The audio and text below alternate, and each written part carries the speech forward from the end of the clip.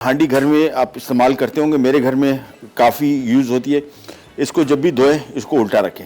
ये वो वाला बर्तन नहीं है जिसको आप सीधा रखेंगे इस तरह तो ये बच पाएगा, इसमें ये टूट जाते हैं। इसको जब भी इस्तेमाल करें उल्टा रखें, अलग रखें।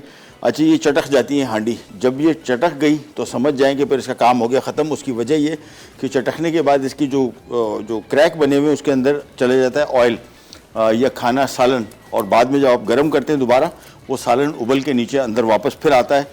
सेहत के हवाले से बहुत ख़तरनाक है, इसमें बहुत सारे जरासीम होते हैं। हांडी इतनी महंगी नहीं है। चटकती कब है?